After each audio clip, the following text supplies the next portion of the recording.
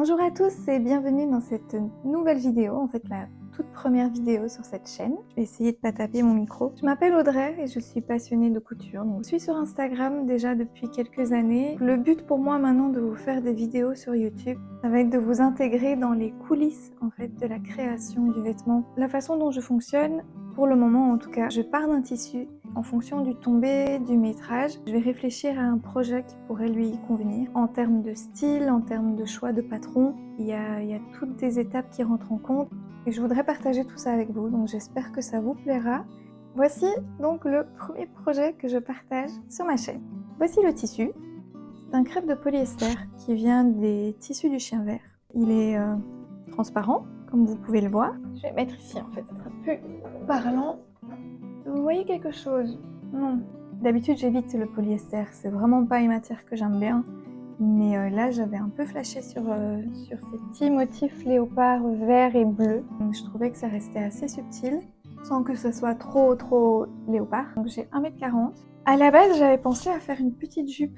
Vous voyez, une petite jupe volantée. Là, maintenant que je le vois sur le mannequin comme ça, je me dis que ça peut être pas mal en chemisier. Je pense qu'avec 1m40, on pourrait faire quelque chose d'assez sympa. On va sortir la Patron Tech. Donc, c'est un gros classeur. J'hésite entre deux modèles de la Coupe d'Or, en fait. Le premier, c'est celui-ci. Et le deuxième, c'est celui-ci avec le petit col lavalière, qui m'a l'air plutôt sympa. Je vais aller voir les dessins techniques de plus près pour voir lequel serait le plus adapté. Donc c'est le supplément 299 et 314.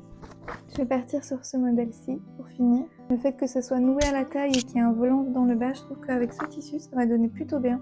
N'hésitez pas à me dire ce que vous en pensez. Voilà, donc j'ai fait une photocopie du devant et du dos de l'affiche. Je fais toujours une photocopie du devant pour pouvoir le coller sur l'enveloppe dans laquelle je vais ranger mes pièces de patron. Donc pour les pièces de patron, au total, j'en aurai 5. Le devant, le dos, la manche, l'empiècement et le cordon.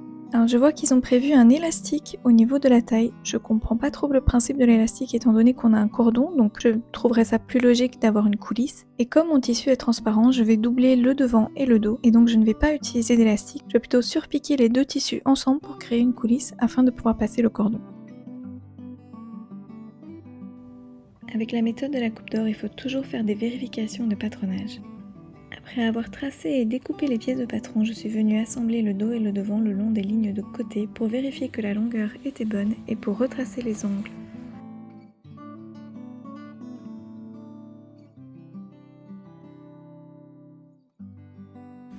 Je suis ensuite venue mesurer la tête de la manche ainsi que les emmanchures sur les pièces devant et dos. La tête de manche ne peut jamais être plus petite que la somme des emmanchures devant et dos. Elle doit être au moins égale ou elle peut avoir jusqu'à 4 cm de valeur en plus qui va être répartie dans l'emmanchure, c'est ce qu'on appelle l'embut. Dans mon cas, la tête de manche était plus petite que l'emmanchure, donc je suis venue retracer la tête un peu plus haute et j'ai élargi également un peu sur les côtés pour récupérer ces centimètres manquants. Il faut aussi penser à vérifier la longueur de la manche, dans ce cas-ci, elle était trop courte, je l'ai donc rallongée de 5 cm. Pour chaque projet, je vais venir noter une double page dans mon cahier. Sur la page de gauche, il y aura les informations générales, un rapide dessin technique ainsi que le nom du patron, la taille que j'ai choisie, le tissu et le métrage.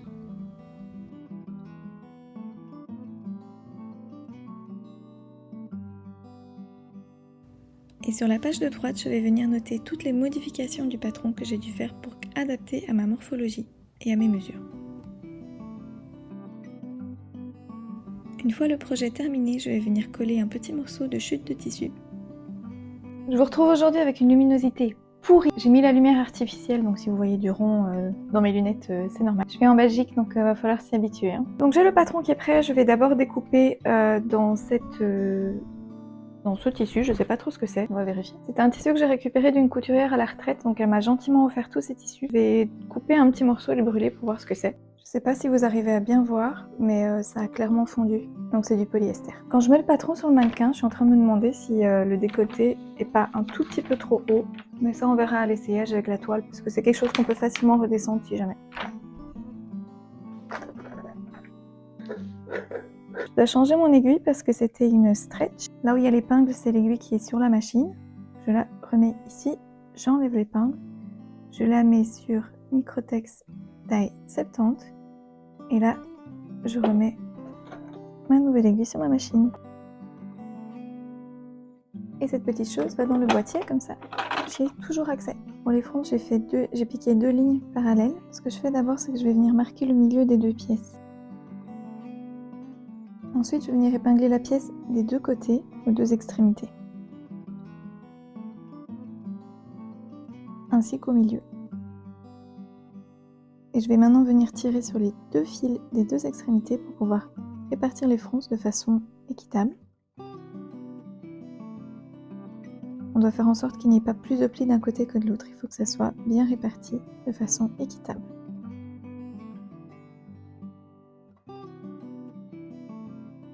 Ici, je suis plutôt contente de la répartition. Donc maintenant, je vais venir piquer à 1,5 cm qui se trouve juste au milieu des 2 lignes de fronce. Maintenant que c'est piqué, je vais pouvoir enlever les 2 lignes de fronce. Et voilà le résultat. Ok. Je l'ai mis sur mannequin pour avoir une première idée de comment ça tombe, mais je vais l'essayer. Mais c'est pas encore trop mal, je trouve, pour le moment. Dans le dos, je trouvais que ça montait haut, mais après j'ai regardé le dessin technique et en fait c'est comme ça. C'est prévu pour que ça soit assez haut. Et au final, le décoté, ça tombe pas trop bas, c'est bien. Je mets l'élastique aussi pour avoir une petite idée de ce que ça va donner avec la coulisse. Ça va, c'est mignon, c'est pas trop mal. Et alors, où est mon tissu? Voilà, ça va donner quelque chose comme ça, avec les manches en transparence. J'essaie quand même rapidement sur moi, je dis bien rapidement parce que je me les caille. Donc au niveau du tombe et du décolleté, je trouve que c'est juste la bonne mesure. Je vais pas le faire ni plus haut ni plus bas. La longueur d'épaule m'avait l'air un petit peu longue, mais il y a encore les valeurs couture, donc je vais laisser comme ça. Si jamais, je peux toujours remonter un petit peu la manche, si ça donne pas bien. Et voilà avec l'élastique, donc c'est pour donner l'idée de la coulisse encore une fois. Ok, je vais rien modifier. Je vais laisser comme ça, je vais découper dans le tissu. Et si jamais il y a des petites modifications à faire, je pense qu'elles seront pas énormes et elles peuvent tout à fait être faites directement dans le tissu.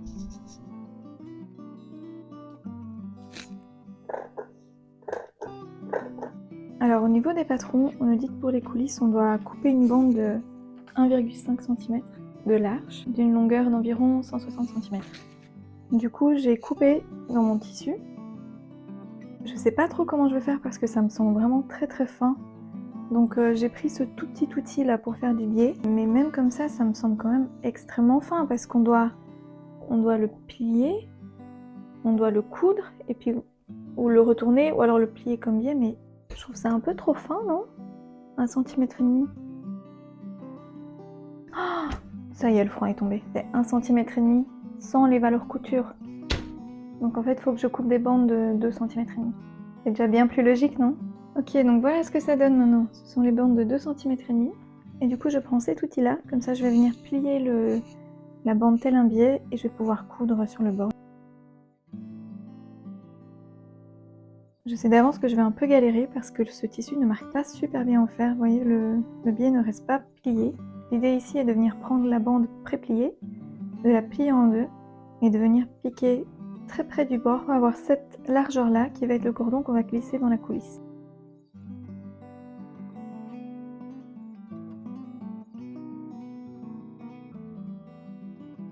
Regardez-moi comme c'est trop mignon ce petit top!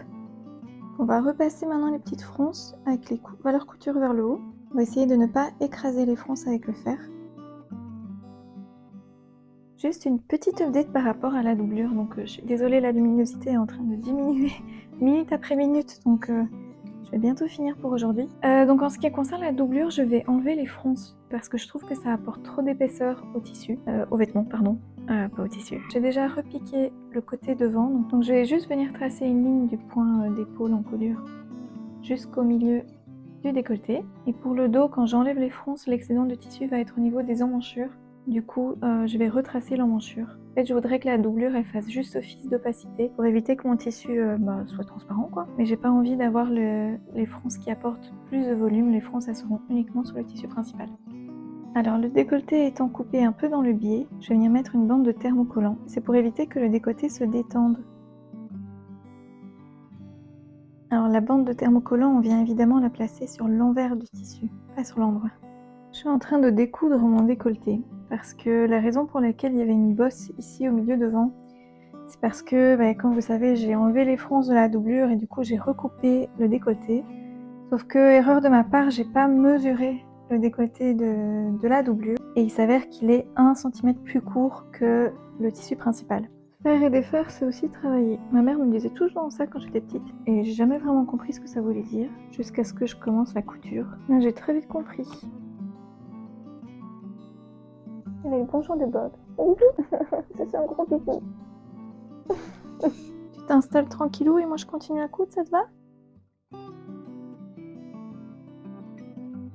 Je suis en train de faire passer le cordon dans la coulisse et alors l'avantage du tissu transparent c'est qu'on voit l'épingle à nourrice qui traverse, c'est génial. Je sais pas si vous, ça vous est déjà arrivé, moi j'ai déjà eu le cas où l'épingle à nourrice elle s'ouvre à l'intérieur de la coulisse et qu'elle reste coincée parce que du coup ça traverse le tissu et tout le hasard. Et je me rappelle ça avait tout déchiré. Enfin, et du coup ici c'est bien pratique. Je suis un peu embêtée, je n'ai pas l'habitude de filmer à l'horizontale et donc les 2-3 scènes qui suivent sont à la verticale, je suis vraiment désolée pour ça, je ferai attention pour la suite.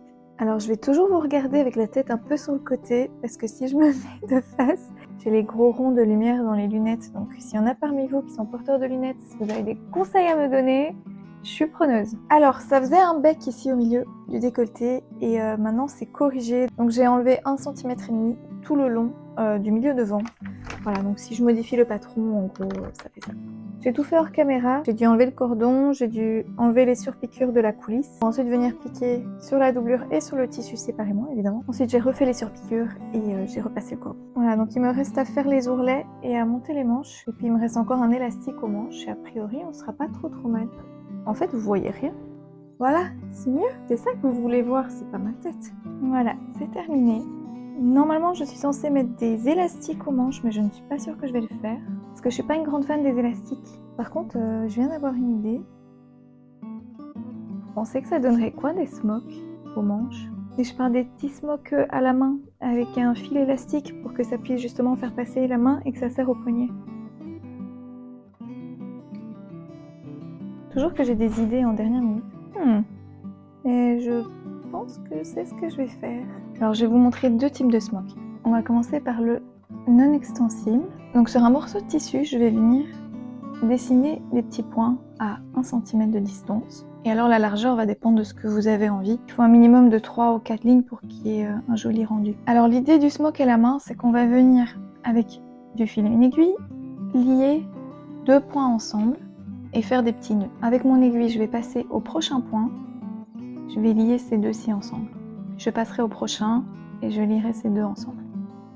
Donc en fait, je vais avoir mon fil derrière qui est droit comme ceci. Une fois que j'ai fait cette ligne-ci, je vais descendre sur ce point et on va lier les points qui sont à la diagonale. Et je vais faire ainsi sur toute la longueur du tissu et sur toutes les rangées de smock. Donc je vous montre un exemple de ce que ça donne. Ça va donner quelque chose comme ça. On l'appelle non extensible parce que voilà, donc les fils derrière sont droits et du coup c'est pas extensible du tout. Après le résultat est très joli. Comme je fais le smock sur le poignet de manche, j'aimerais qu'il soit un minimum extensible pour pouvoir y passer ma main. Et donc il y a une deuxième technique qui est le smock extensible. Donc déjà si vous utilisez un fil qui a un petit peu d'élasticité, c'est très bien. L'espacement des points, que ce soit à l'horizontale ou à la verticale, ça c'est vous qui choisissez. Si vous faites des points beaucoup plus espacés, vous allez avoir des losanges beaucoup plus larges. Si vous faites des points beaucoup plus serrés, vous allez avoir des petits losanges beaucoup plus serrés. Et alors pour le smock extensible, au final ça va ressembler à ça, mais je ne vais pas venir les coudre ligne par ligne, je vais venir les coudre en diagonale. C'est-à-dire que je vais assembler ces deux points ensemble. Ensuite, je vais aller attraper le point à la diagonale. Je vais lier ici. Et ainsi de suite. Je vais prendre une autre couleur, comme ça c'est plus clair. Je vais faire ainsi pour tous mes petits points sur toute la longueur. Et ça vous donnera un résultat comme celui-ci, mais qui est un tout petit peu plus extensible parce que les fils sont mis en diagonale derrière. On ne voit pas très bien ici avec tous les plis. Et ça vous donne du mouvement, ce qu'il n'y a pas dans le premier type de smock.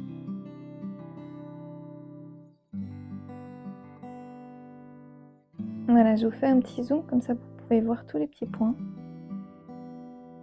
Alors pour ce projet, je vais utiliser un fil de Mettler qui s'appelle Seraflex. C'est un fil qui est légèrement extensible et du coup il a moins de risque de se casser.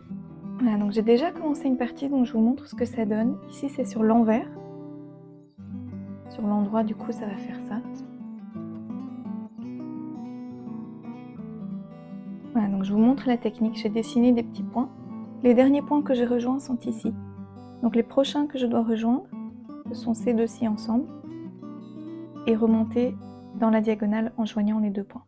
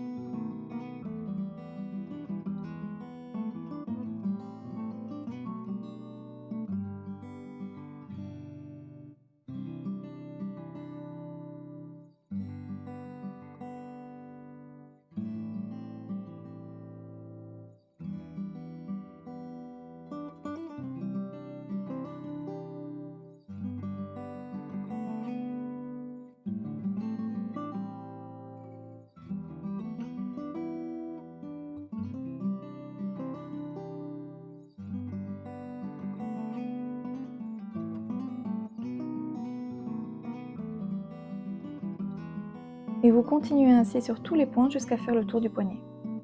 Je vais essayer de l'enfiler, j'espère que ma main passe. Je trouve ça trop mignon, j'en suis ravie.